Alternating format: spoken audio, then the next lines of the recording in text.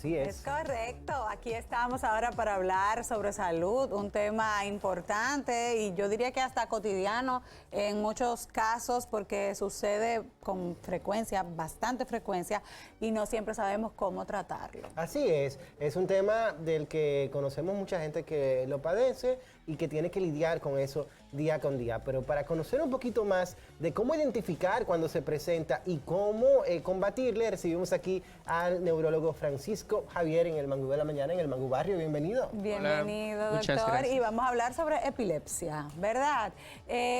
Como decía Samir, ¿de qué manera podemos reconocer? ¿Hay algún síntoma que nos indique que somos propensos o que alguien a nuestro alrededor puede estar teniendo síntomas de epilepsia? ¿Y qué es la epilepsia en sentido Exacto. general? Sí, definitivamente. Primero debemos de conocer que la epilepsia es la enfermedad neurológica crónica más frecuente a nivel mundial. Se estima que aproximadamente 65 millones de personas en todo el mundo la padecen y que cada año aproximadamente de 400.000 a 500.000 personas son diagnosticadas por primera vez. Y la epilepsia consiste en que en nuestro cerebro tenemos una unidad de neuronas que son las que permiten el funcionamiento adecuado del cerebro y suceden descargas, es decir, hay un funcionamiento anormal de estas neuronas y por lo tanto aparecen los signos y síntomas que son transitorios en la enfermedad. Y básicamente para nosotros poder identificar cómo se va a manifestar es conociendo que estos signos y síntomas son las crisis epilépticas, lo que popularmente conocemos como convulsiones. Y la forma en que se van a manifestar van a ser dependiendo el tipo de lugar donde sucede la descarga. Muchas veces vamos a ver pacientes que pierden el conocimiento, que se ponen rígidos, que se sacuden. Otros tienen episodios que son más sutiles, es decir, presentan desconexiones o lo que conocemos como ausencias, mientras que otros simplemente van a presentar una ligera sacudida o lo que nosotros llamamos como mioclonías. Es decir, la forma de manifestación puede ser diferente, pero sí es transitoria, es decir, aparece y desaparece. Yo tengo, por referencia de mi madre, el tema de que fui epiléptico durante muchos años de mi infancia. Y en mi caso era en particular que yo me desplomaba de repente en algunos espacios, sobre todo en el colegio, y había que salir huyendo a tratarme por las convulsiones. Pero también he leído, doctor, y quiero que usted me lo confirme, que esta no es la única manifestación de un epiléptico. Hay epilépticos que no son convulsivos. Entonces, ¿cómo se tratan aquellos que no son convulsivos? Sí, definitivamente. De acuerdo a la clasificación de la epilepsia, primero vamos a tener que hay epilepsias que son de inicio focal porque empiezan en un punto específico del cerebro. Y vamos a tener las epilepsias generalizadas que ocurren en los dos hemisferios cerebrales, es decir, en los dos lados del cerebro. Entonces, en las focales, tanto como en las generalizadas, hay algo que llamamos signos no motores. Motores significa que se puede visualizar por movimientos, ya sea si el paciente pone rigidez de un brazo o hace la sacudida, pero precisamente puede haber ausencia de movimientos en el cual el paciente simplemente se desconecta o el paciente puede presentar palpitaciones, una sensación estomacal o una sensación de mareo. Y muchas veces esos son los datos que son difíciles de identificar porque son un patrón un poquito inespecífico y representar cualquier otra enfermedad. Por lo tanto, cuando tenemos síntomas que aparecen y desaparecen y no tenemos una causa, siempre debemos de investigar adecuadamente con un médico. Y definitivamente es algo importante reconocer que la epilepsia no es simplemente el paciente que cae, que se pone rígido, que se sacude. Esa es una convulsión que es la que más nos llama la atención porque es la que más nos impacta al verla. Pero sí, se puede manifestar de diferentes formas. Y es la más común o el más común de los síntomas, diría yo, pero escuchándole mencionar esos otros síntomas de mareo, de desconexión, podría parecerse también a un ataque de pánico. Entonces ahí habría una confusión y quizás un mal tratamiento de la situación por no identificar que se trata de epilepsia. Sí, definitivamente. Hay tipos de epilepsia, como es el caso de la epilepsia de la ínsula, que es una zona muy específica del cerebro, que la persona lo que presenta es una sensación de miedo, una sensación de pánico, una sensación de ahogo, o refieren como que algo le sube desde el estómago. y es algo que aparece abruptamente y desaparece. Y muchas veces el paciente de manera errada termina asistiendo a psicología, psiquiatría y con tratamientos que no van a ayudar el tipo de crisis que está presentando. O sea que sí, definitivamente a la hora de nosotros identificar un paciente que presente signos y síntomas que son transitorios, que no tenemos una causa muy específica de lo que le está causando, debemos valorar como diagnóstico o descartar que sea epilepsia. Quiero volver a mi terreno. A partir de mi experiencia, porque tengo mucha curiosidad con el tema y nunca lo había abordado con un especialista. Mami también me decía que yo dejé de tener estos episodios epilépticos en el momento en el que yo sufrí un accidente trascendental en mi vida. Yo caí de un cuarto piso. Y a partir de esa fecha, yo nunca más volví a ser tratado como epiléptico. Nunca tuve que volver a medicarme.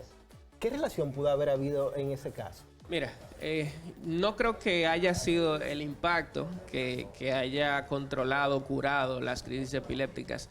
Lo que sucede es que hay síndromes epilépticos que son autolimitados. Autolimitados quiere decir que a mayor edad o a una edad específica tienden a desaparecer.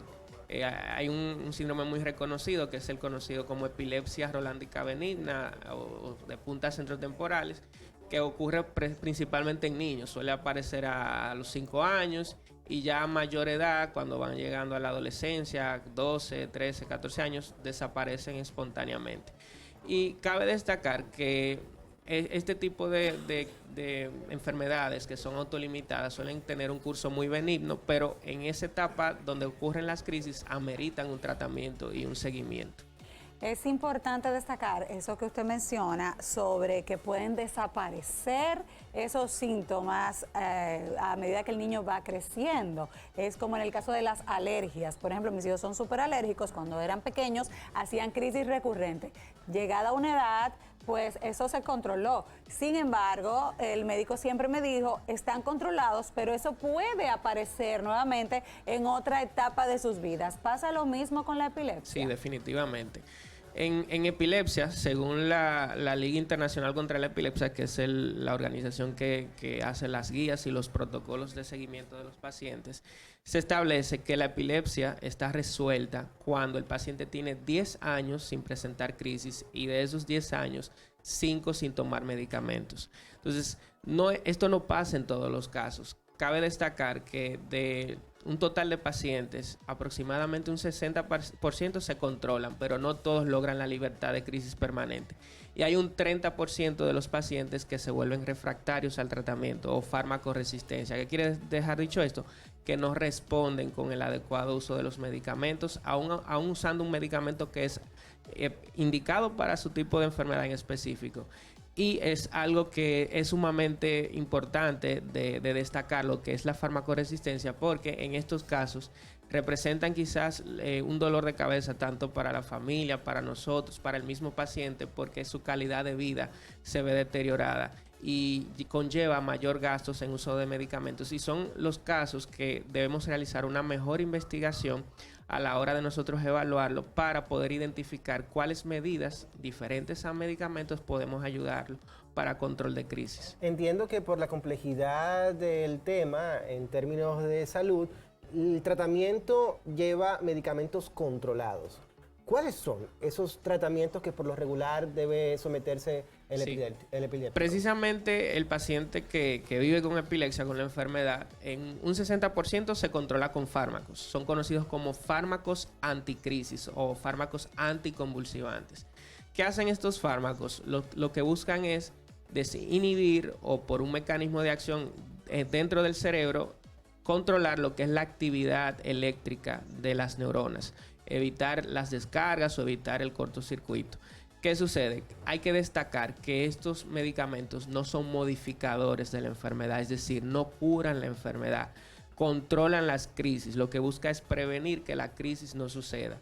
Ya más adelante, por un mecanismo intrínseco, o sea, propio del cerebro, es que el cerebro trata de desaparecer las crisis por el control establecido. Es decir, mientras tomamos los medicamentos nos ayudan a mantenernos estables y esto a su vez ayuda al cerebro a poder controlar más la enfermedad.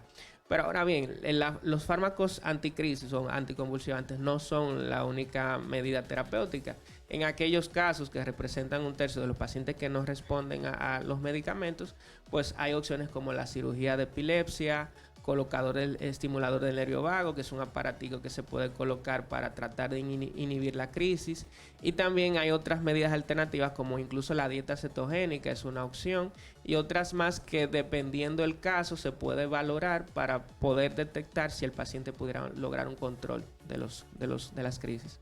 Siendo un paciente que, como usted dice, ya pasó 5 años sin tomar medicamentos, 10 años o más sin tener síntomas de epilepsia, ¿hay algún estudio que pueda diagnosticar que ya no me va a regresar, que ya me curé?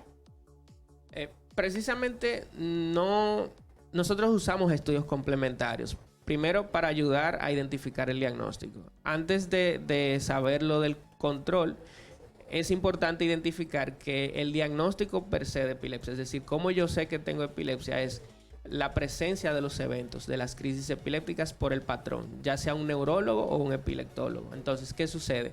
Cuando una persona presenta 2 o más crisis convulsivas separadas de 24 horas, ya tiene un diagnóstico establecido de epilepsia desde la parte clínica, aunque los estudios salgan normales. ¿Cuáles son los estudios complementarios? Bueno, está el electroencefalograma, que consiste en la colocación de electrodos en el cuero cabelludo de la cabeza para identificar si hay actividad eléctrica anormal. Esto no siempre sale como positivo, pero es una gran medida para nosotros complementar el diagnóstico. Está también la resonancia de cerebro, que es para, por medio de imágenes, nosotros detectar si hay una lesión que es la que está causando la epilepsia, ya sea si hay un tumor, si hay un evento vascular cerebral, si hay una malformación desde el nacimiento. Entonces, ¿cómo nosotros podemos decir el riesgo de recurrencia, que sería cuál paciente ya probablemente no vuelva a presentar crisis o tiene menor probabilidad de crisis? Bueno, eso nos lo da es la clínica, la ausencia de las crisis. Por eso es tanto el hincapié de tener como el significado de que el paciente no haya convulsionado en 10 años. Y ya con esto también nosotros le agregamos el electroencefalograma, que eso aumenta aún más la probabilidad de que el paciente no vuelva a tener eventos. No sé si maneja los datos, pero me voy a aventurar a preguntarlo. ¿Hay alguna referencia estadística de qué tan común está en el país el tema de la epilepsia? Sí. Lamentablemente no tenemos una estadística exacta. Se estima que en Latinoamérica hay 5 millones de personas que viven con epilepsia y que en nuestro país de 200 a 400 mil personas pudieran vivir con la enfermedad. ¿Y qué tan frecuente lo recibe en su consulta usted?